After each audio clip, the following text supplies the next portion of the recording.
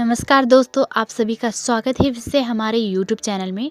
आज भी मैं आपके लिए लेके आई हूँ बाबा नीम करोली महाराज जी की लीलाएं। तो चलते हैं देर ना करते हुए उनकी लीलाओं की ओर। हनुमान विग्रह की प्रतिष्ठा समारोह हेतु एक बृहद भंडारे की योजना बनी थी। गढ़ में ना बिजली थी, ना पानी था, ना लकड़ी, ना राशन, ना घी, ना बर्तन और साथ में समुचित मार्ग भी नहीं। इन सामग्रियों के लाने हेतु 2 दिन रह गए थे भंडारे को, परंतु इतनी मूलसाधार वर्षा होती रही, रात दिन की थमने का नाम नहीं ले रही थी। जो भक्त बाबा जी के साथ थे यही सोचते रहे कि अब क्या होगा। शायद बाबा जी पर किसी को शंका भी तो हो चली हो मन में ही मन।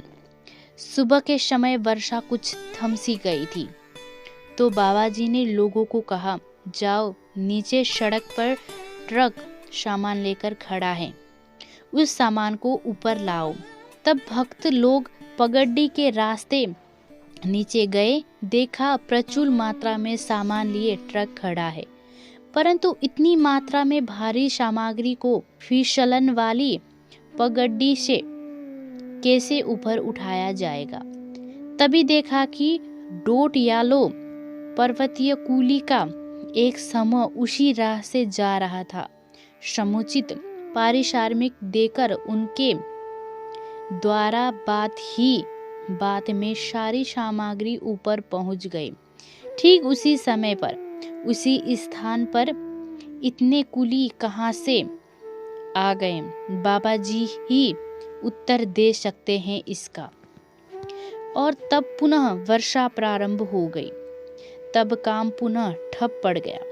तब बाबा जी अपनी कुटी से निकले, काली काली घटाओं से भरी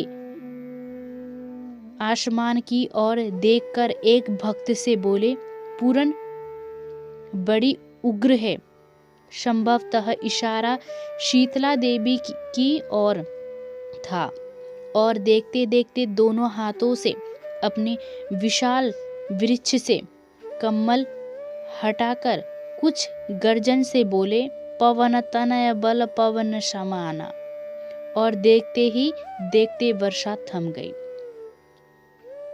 आसमान साफ हो गया और फिर भंडारे हेतु प्रसाद बनना प्रारंभ हो गया।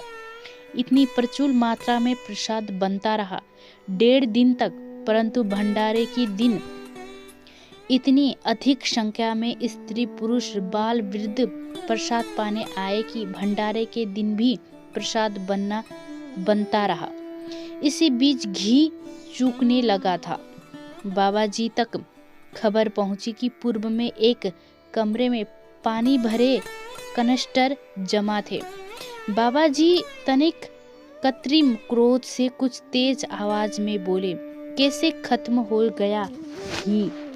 वहां देखो, पानी के कनस्तरों के नीचे किसी ने घी छिपा रखा है। और जब खोज हुई तो पानी के कनस्तरों में घी भी मिल गया। पानी को ही घी बना दिया मनसा सिद्ध बाबा जी महाराज जी ने।